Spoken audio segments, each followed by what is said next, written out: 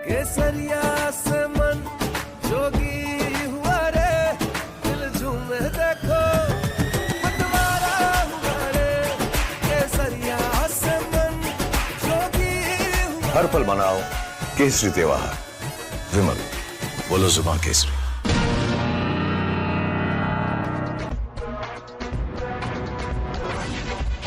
Good evening, ladies and gentlemen. Nepal is living through one of its darkest disasters in its recent history. Tonight, entire Himalayan settlements lie buried under mud and debris. Families are desperately searching for their loved ones, and hundreds remain unaccounted for after a catastrophe that descended from the mountains with almost no warning at all. Look at these pictures. People running for their lives, buildings swallowed in seconds, bridges ripped apart, cars and buses tossed around like toys. A raging mass of water, ice, mud and boulders tearing through everything in its path like liquid concrete. So powerful that by the time people saw it coming, it was already too late. These videos capture the terrifying scale of the Himalayan catastrophe. Disturbing visuals, screams that haunt you for weeks on end. But what makes this disaster particularly frightening is the sheer speed with which it unfolded. This was not a conventional monsoon flood. There was no rainfall of a magnitude that could explain the ferocity of what followed. Instead, the emerging scientific reconstruction points high into the Himalayas. A massive body of glacial ice and rock appears to have broken away from the mountains, 2,000 feet wide, crashing into the Lendeh river system and potentially creating a temporary blockage. Water, ice, mud and debris then surged downstream with devastating force, tearing through the Bode, Koshi and into the Trishuli. And now look at these pictures from across Nepal-Tibet border. This is the Chinese government immigration facility overwhelmed by the sheer force of the torrent. Watch how quickly everything happens. Within moments, a raging wall of mud, water and rocks and boulders crashes through the border complex, engulfing infrastructure and sweeping away virtually everything in its path.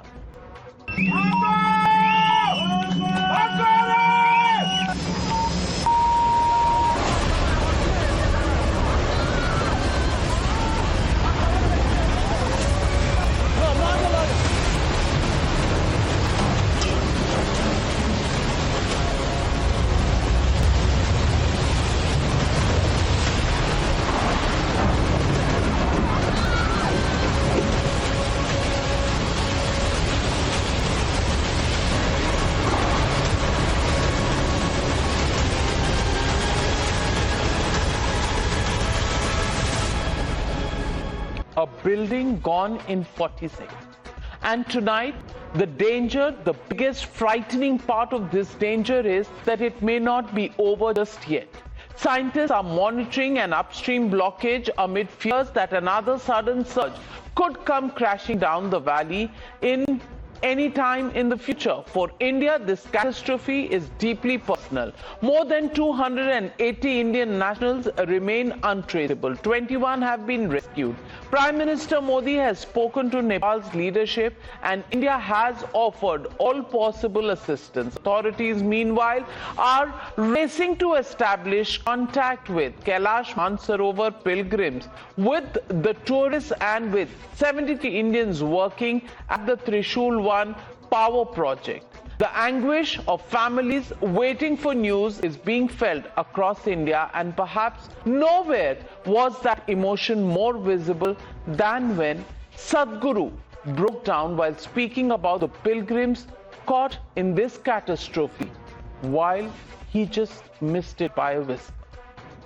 One of our groups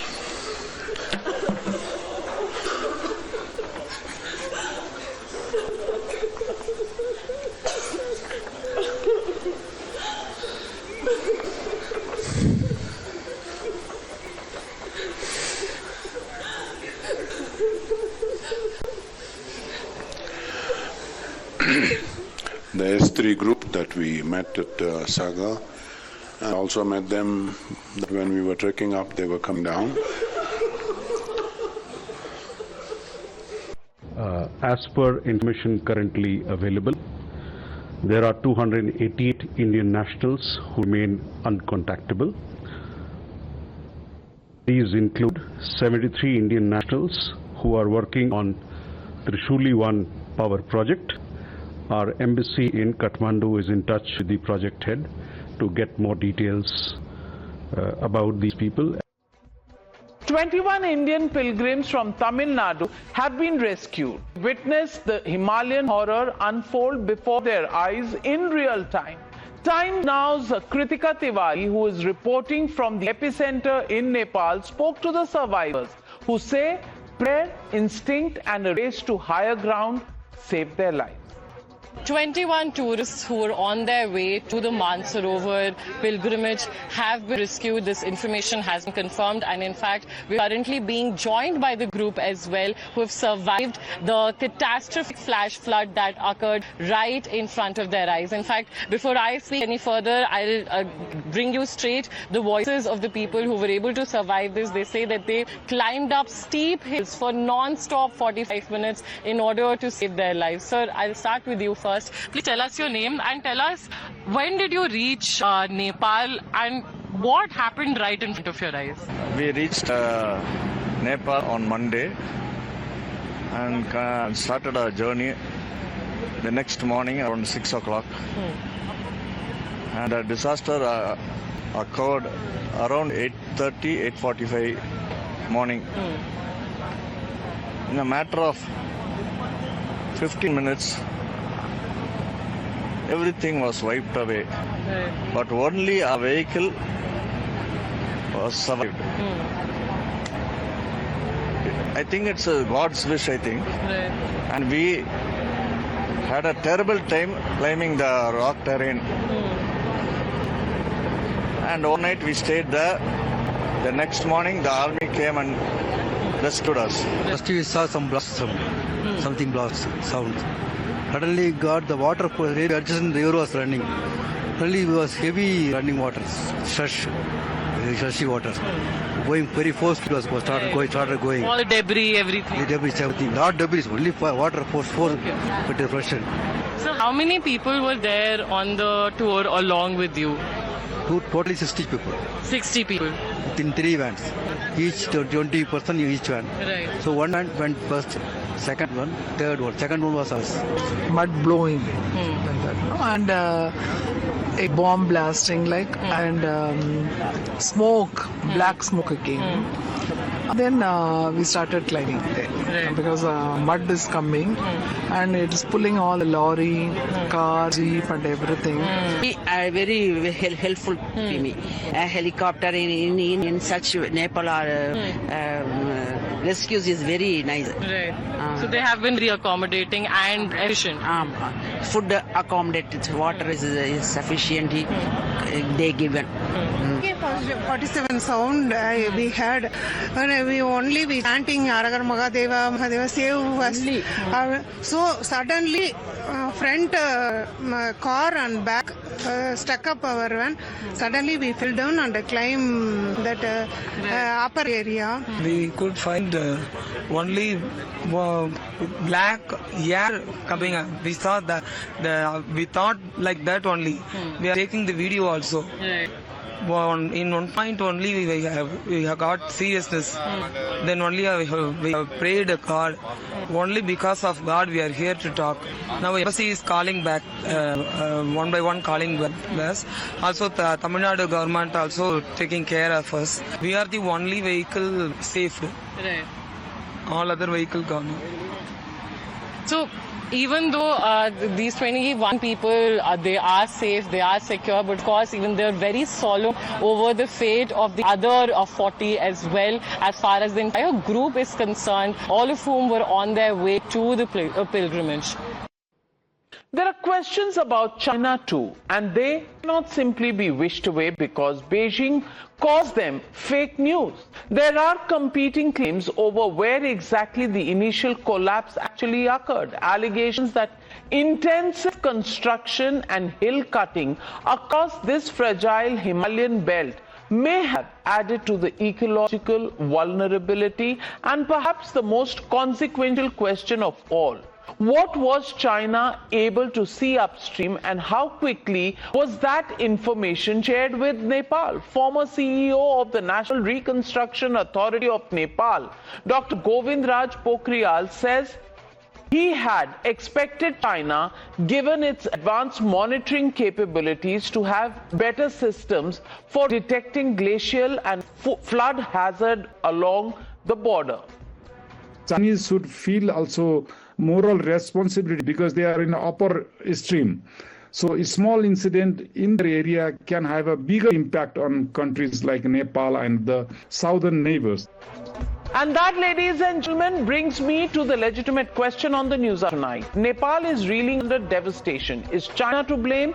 Can the China angle be dismissed as just a conspiracy theory? That's the question. That's the debate coming up on the other side. You're watching the News Hour at 9. Debate number 1 on Times Now. Super Prime Time.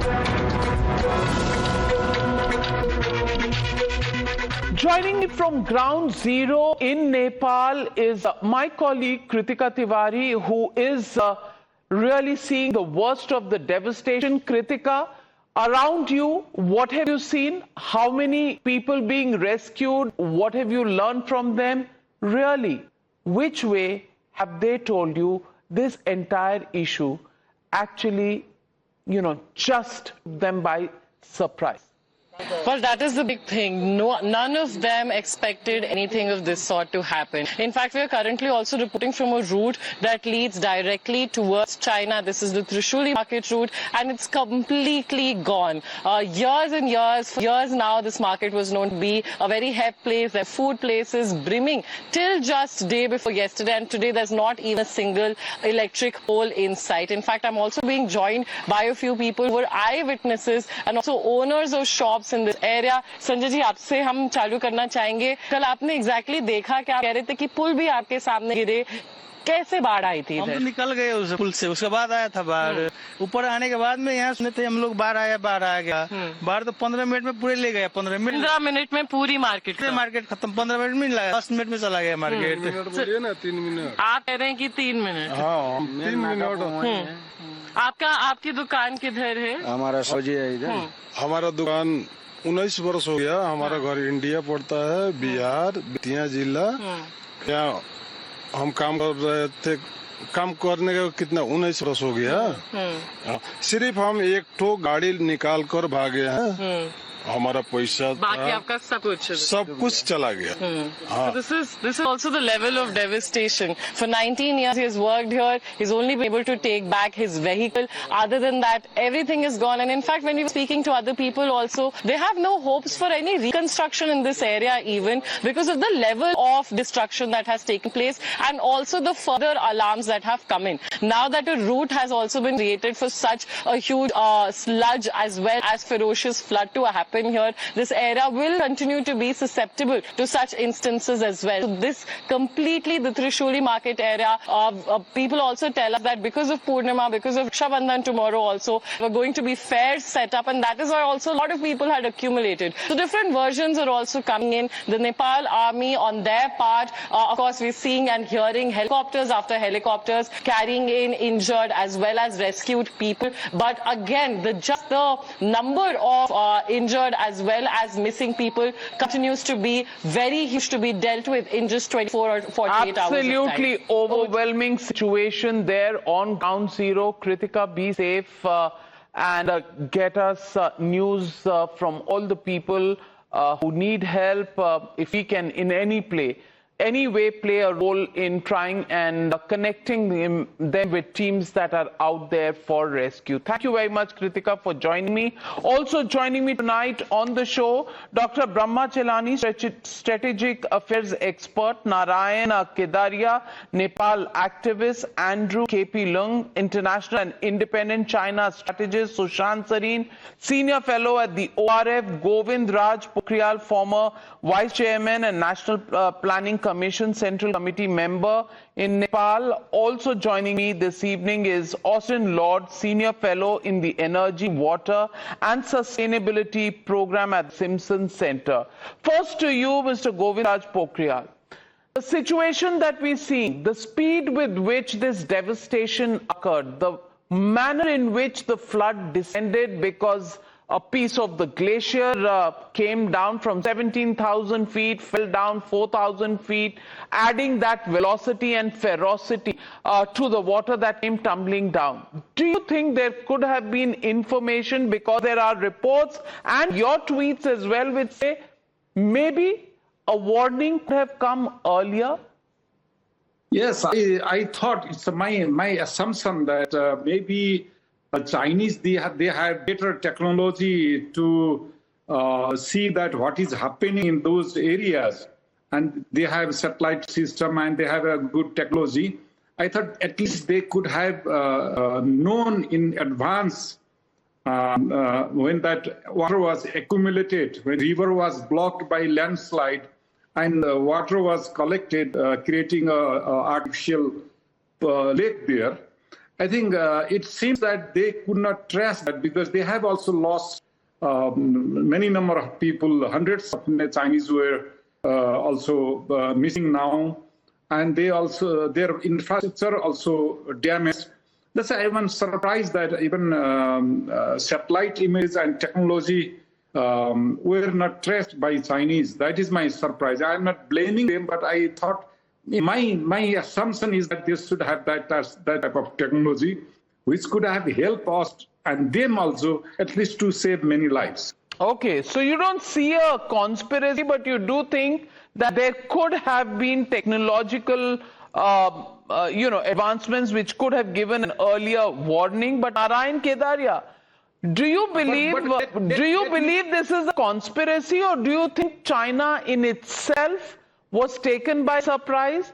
And many environmentalists, climate change experts talking about the fact that the extensive activity, construction of dams that is taking place at the Sangpo River could be to blame for what really happened. Where do you stand on this? Was this too sudden for China to react, or do you think China in itself is to blame? Let's be clear on one thing, Navika. It began as an act of nature. That's very clear. But this act of nature became a cascading catastrophe after colliding with an increasingly human-engineered mountain landscape upstream. Scientific studies have long warned that human alterations to rivers and mountain landscapes can exacerbate natural disasters. So nobody is blaming China for causing this disaster, but China's upstream construction, including modification of river channels, expansion of embankments, and other civil works, have narrowed sections of the upper valley by concentrating construction activity along riverbanks.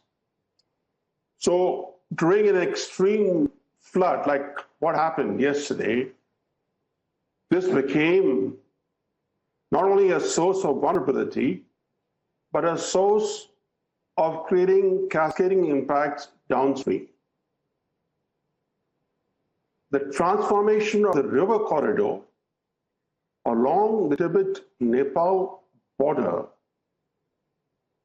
cannot be ignored, because even though this was an act of nature, the human interventions upstream by changing the natural landscape allowed that deluge turn into what hydrologists are calling a liquid concrete. Absolutely. A battering ram. Liquid concrete and the changes in the topography, the changes that have taken place, and Andrew Lung, this is where questions are being raised.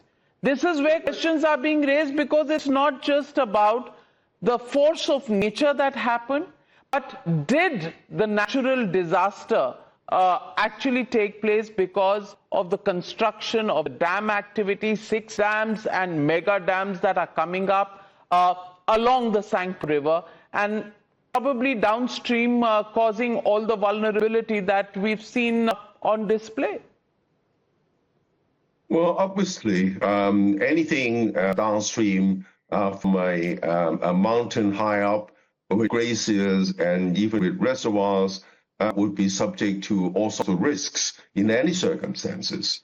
And I think that all the discussion so far seems to ignore a report of some sort of an earthquake in nearby, and even the Nepal authorities reported huge landslide and avalanche of ice and rock 20 kilometers from the scene moments ago.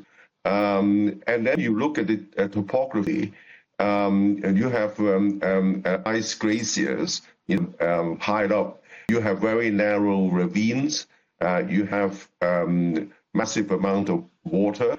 And this kind of topography anywhere would be subject to all sorts of risks. Now, of course, that the stability of the glacier is also an issue. If you look at a lot of the ecologists and scientists have pointed out that the stability of glaciers is also subject to the impact of climate change. So there is a combination of some sort of earthquake. The stability of glacier is being eroded because of climate change. And of course, the topography of huge population downstream, right at the narrow ravine with glaciers or reservoirs high up, always poses safety issues. Now, I think this is a carrion call for scientists, environmentalists, and also urban planners worldwide to make sure that this kind of catastrophe is not going to be repeated in similar terrain across the world, because you look at the number of glaciers, you look at the number of. But Mr. Andrew Lung, yeah.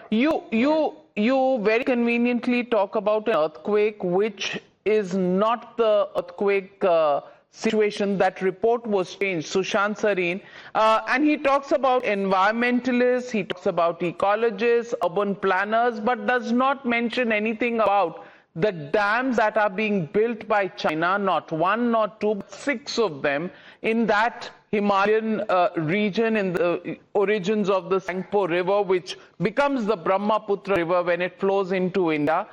Is that a convenient explanation that we're looking at, or do you see there are some sort of question marks that come in terms of the cause and effect?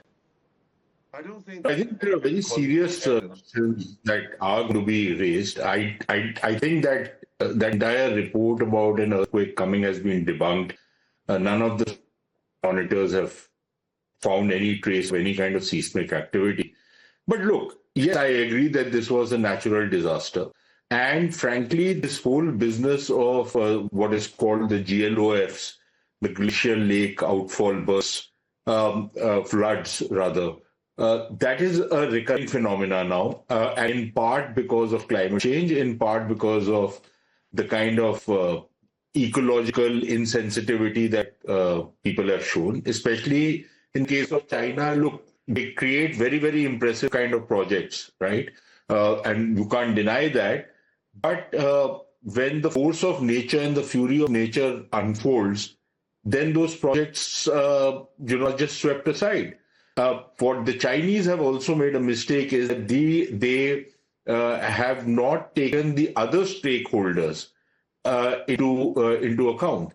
They have not consulted with anybody. There is serious opacity about how much they have cared about, the ecological sensitivity of the area, the fragility of the area, which will compound, the damage in the event of a natural disaster. And that is where I think somebody can point a finger at the Chinese that, listen, if you have to even build some projects, have you done all the necessary environmental studies, the ecological, have you kept in view the kind of ecological balance that has to be maintained in the region? Or have you tried to, in that typical old communist style, build these grand projects which, look very impressive, but actually end up creating disasters all around? And that is something that the Chinese actually need to think about, because look, they have also suffered enormous damage by what has happened.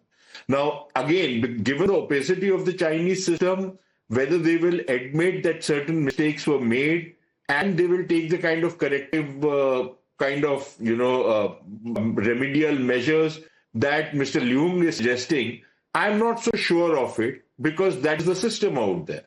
But I would imagine that this should be a wake-up call for everybody, that you need to take into account, the larger, you just don't need to take into account how it will serve your limited purpose, but you will need to take into account Well said, Sushant Sareen, because yes, projects may be important and they may be technological advancement, but Austin Lord, do you think there is need for greater transparency for all the stakeholders?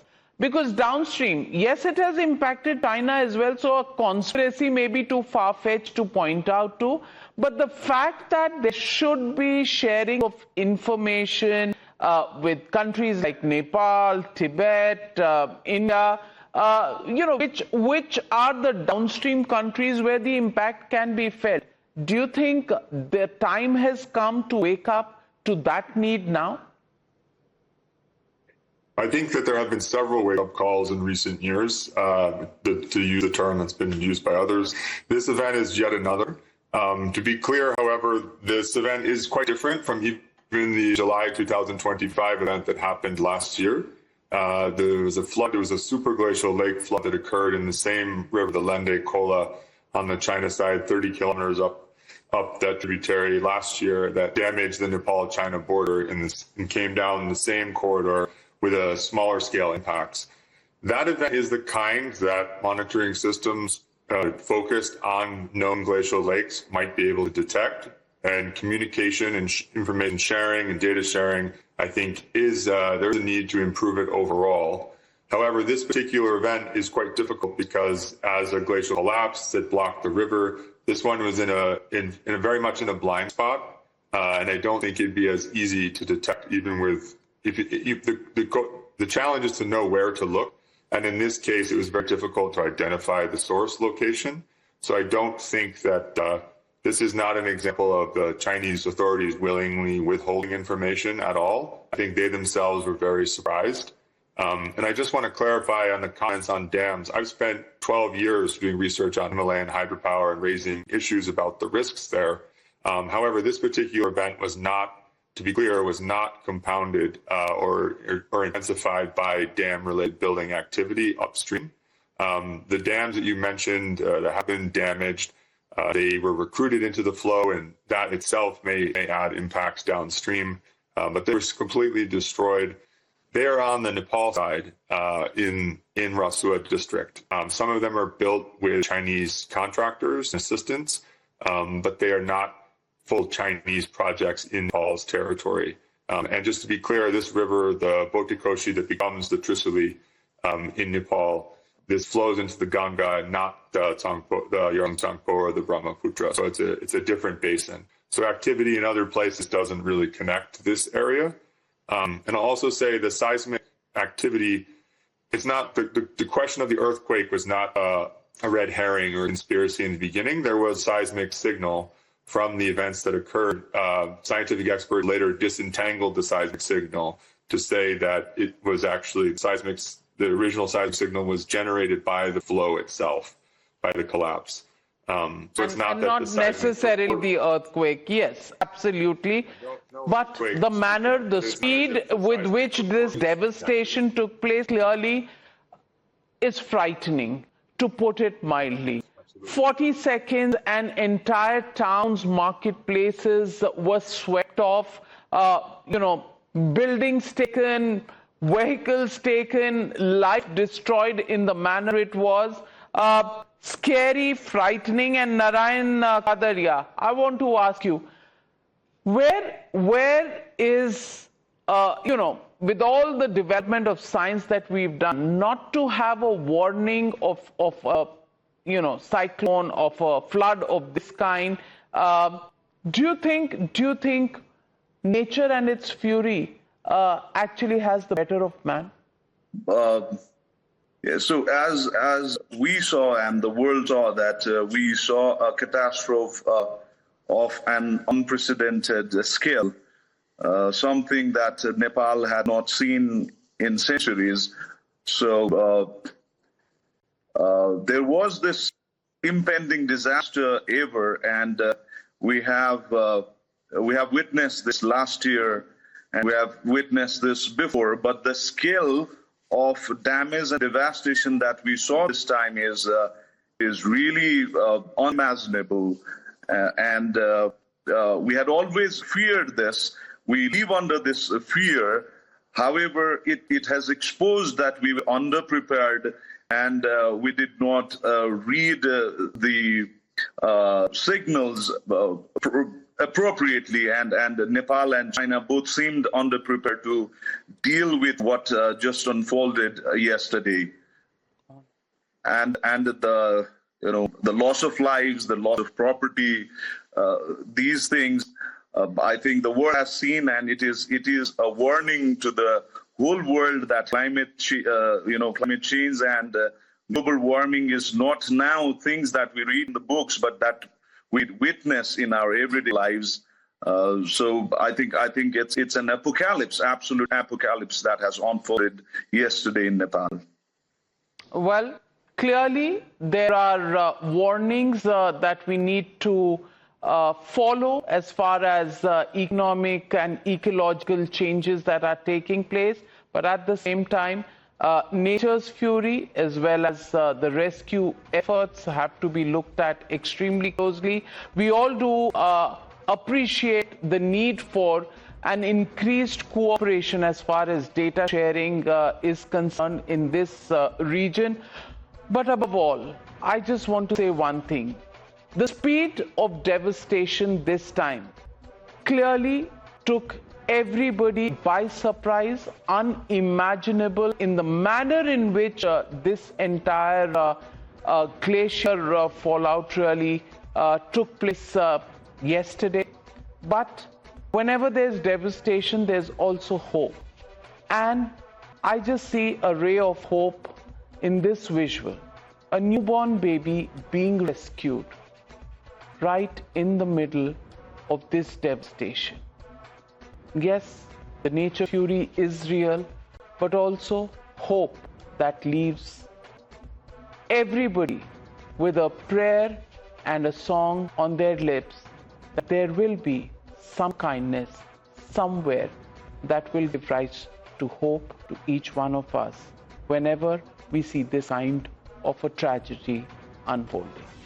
Thank you very much, gentlemen, for joining me on debate number 1 on the Newshour tonight.